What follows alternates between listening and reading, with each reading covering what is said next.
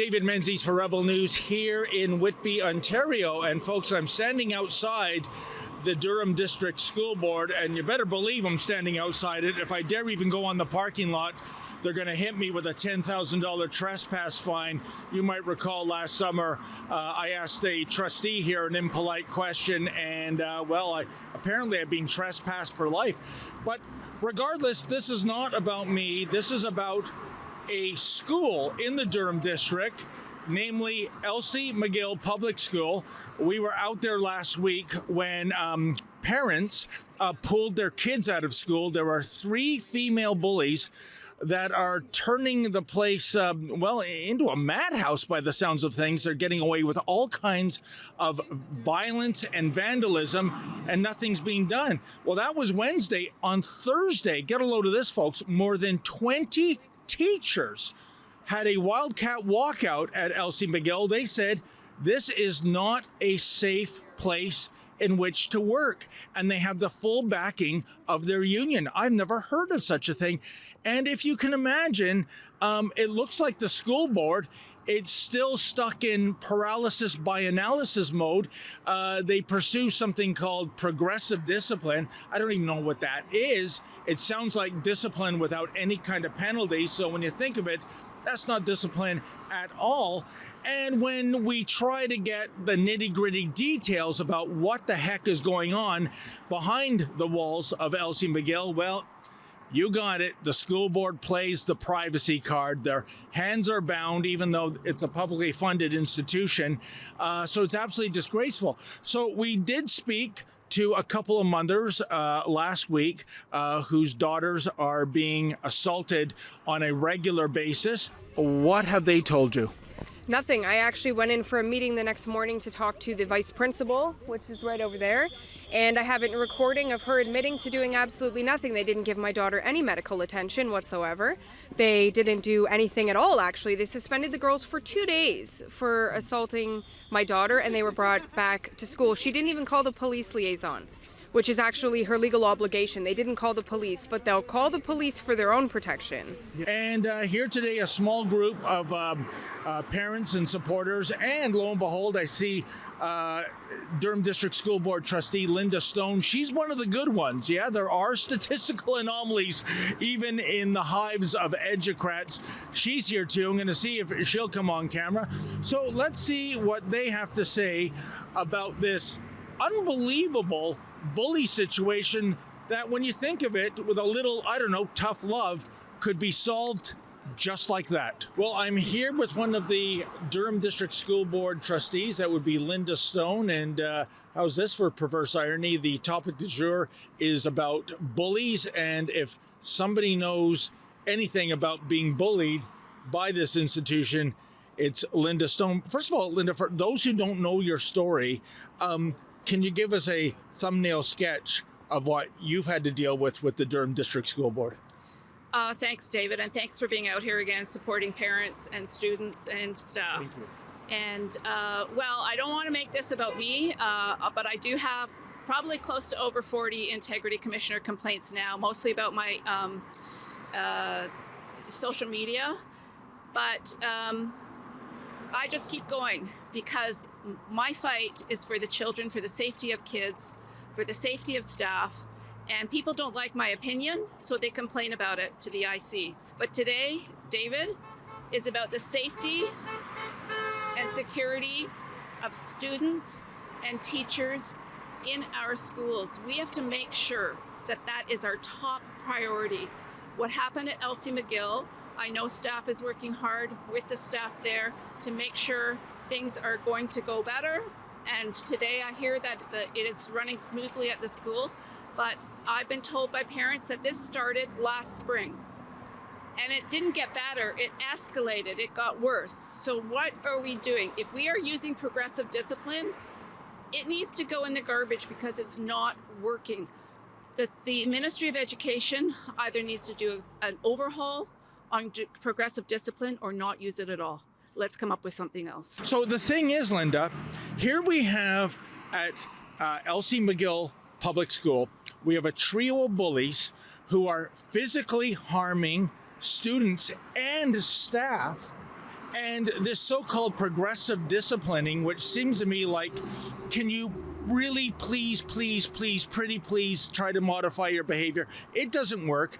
The school board bends over backwards for the bullies, but when it comes to you, when it comes to members of the media, they go full bully if we offend their sensibilities. How do you make sense of this? Well, I'll continue working on that, David, making sense of it. But let me just say, I am a trustee with the board, but I'm speaking also as a citizen of Durham Region. The spokesperson for the board is our chair, Christine Thatcher. And what I would like is a little bit more transparency, more honesty with the parents. That's what the parents are looking for. They just want to be heard. They want to be spoken with respect and be told what are the steps being taken. They want to make sure that their kids are safe. We understand more than 20 teachers walked out of Elsie Miguel Public School last Thursday, claiming it's unsafe for them. They have the backing of their union. I have never heard of something like this before. Surely that should be a wake-up call to the school board. You've got parents complaining, students complaining, now the faculty's complaining, and yet nothing. What is going to be done?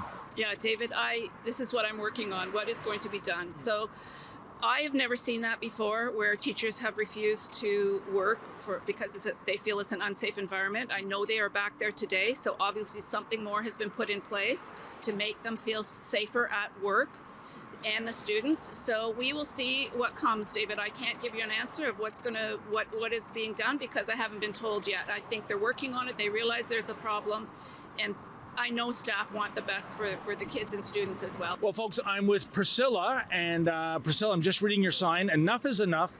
The time has come for uncensored talks with all stakeholders. That includes parents. What do you mean by this sign? Well, we've been involved for the last couple of years, going to school board meetings and being out here, letting the public know what's going on in the school board. And now, first of all, we're not even allowed on the property. But then when we go to the school board meetings, you have to, first of all, submit what you want to say at the school board meeting, and then they either agree or disagree to let you speak. And if you deviate from what you had originally said you were going to say or add or something to that, then you are immediately shut down. Your mic is shut off and you are asked to sit down. So they're not listening to the parents. I don't know what they plan on doing about all this stuff, because it seems like you write letters. We voted in a trustee that is trying to speak up for us, but she's also been silenced. So there doesn't seem to be a solution at this point, for us, whether they say, well, vote somebody in. Well, that was done, but that didn't work. The Minister of Education, Stephen Lecce, he has the power to disband school boards that have gone off the rails. We've seen so many examples. Durham District, Toronto District, Halton District, the Waterloo Catholic School Board. And yet he's like the invisible man. He won't do anything, no matter how egregious. If you had Minister Lecce's ear, what would you tell him? I would tell him that I'm not sure if he's aware of what's going on in the schools, but he better show up. He better show up at a few school board meetings and hear what's going on and listen to the parents that actually have children in these boards, and they don't want to go to school anymore because they don't want to hear what they're trying to shove down their throats.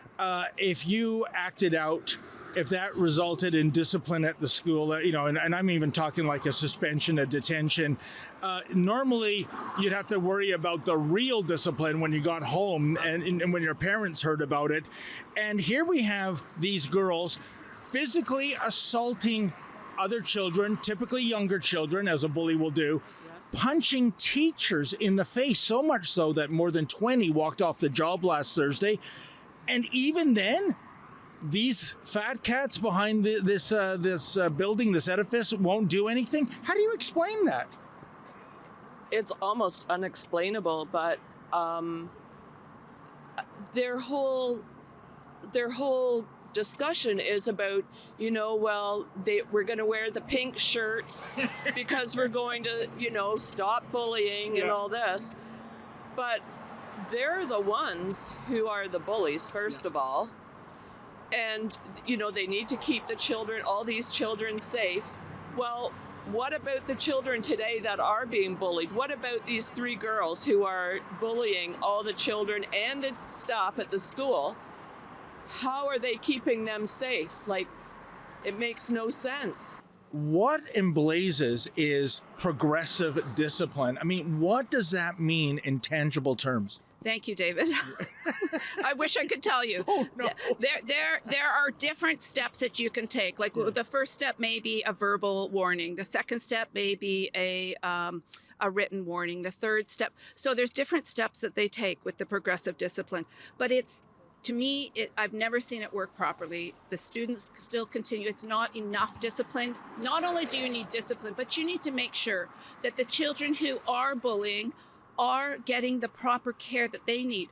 Bullies bully, right? So bullies maybe have been bullied, or something maybe has happened to them to cause them to bully. So let's get to the bottom of it. These children need the mental health things put in place so that they stop the bullying. You can't just go through these steps and hope that they stop. So maybe they need the psychological, maybe they need to maybe they need a doctor or a psychiatrist or whatever to help them, a therapist. Is it time maybe for Mama Bear to wake up? We saw in Virginia a couple of years ago, that's what happened there at the school board level. It ended up switching the state from Democrat to Republican. So the lowest elected position in our style of democracy ended up at regime change at the highest level, at least in the state level. And this was about critical race theory, wokeism, radical trans agenda. And mothers and fathers came to school board meetings and said enough, and they got those people out. You're a fantastic trustee, I think. Do we need the grassroots parents here to pack the school board meeting? I know that's fraught with danger because right next door is the police station and they tend to frog march out parents that ask impolite questions. But is that really what's needed? And if so, do you see that being a viable outcome in the weeks and months ahead? Oh, it absolutely is. We already have parent groups right across Canada. Now, the concern about critical race theory and the gender ideology and the sexualization, the books that are in some of the schools, that's why the Million Person March started. Yes. Because parents were so upset. It was nothing against any particular group of people, although that's how it was twisted and shown that it was against LGBTQ community. It was not. It was the safety of children in the classroom. Once you get in between parents and their kids, you will hear from parents. There's no question about it. You cannot do that. You have to make sure that parents are a part of the education system with their own children. It is crucial. So you will see more parent groups, because I am a part of some of them, right across Canada, speaking up. And they will be coming to boards, they will be going to their MPPs, they will be going to the Minister of Education. So let's wait and see what happens.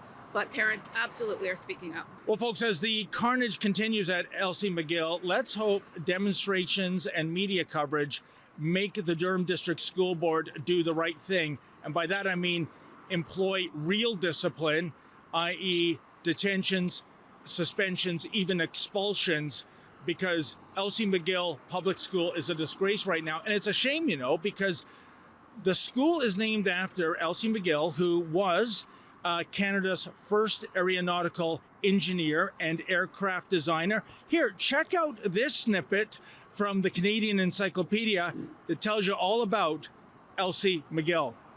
So, Miss Miguel, how does it feel being Canada's famous woman engineer? The real story is the work we've done retooling this factory. To build the Hawker Hurricane? Indeed. 40 planes last month with a capacity of up to 100. Our fighters are over England as we speak. Of course, it pains me to see airplanes mass-produced like boxcars or baby carriages. But in war, we make concessions in favor of innovation. You must feel at home, though, managing all of these women. I'm not here to manage women. Well, you must admit it is an unusual job. I'm the chief engineer here. I do what engineers do. That's all. What are we doing now? If we are to win this war, we need to know how she flies. Elsie Miguel was the world's first female aeronautical engineer. She oversaw Canada's production of Hawker Hurricanes during the Second World War, earning her the nickname Queen of the Hurricanes. Let's hope in the days and weeks ahead some kind of logical solution, and it's not much of a reach, is brought to bear so that kids who want to learn are accommodated as opposed to bullies who want to continue their reign of violence. For Rebel News, I'm David the Menzoid Menzies. Isn't it amazing, folks? All schools have posters saying zero tolerance for bullies, but the end result when there is a bullying incident is for the school board to accommodate the bully and not the victim. Weird. You know what, folks? I know you love it when Rebel News tells you the other side of the story, but we need your help. If you can, please go to rebelfieldreports.com. That's rebelfieldreports.com. And if you're able to, kindly make a donation.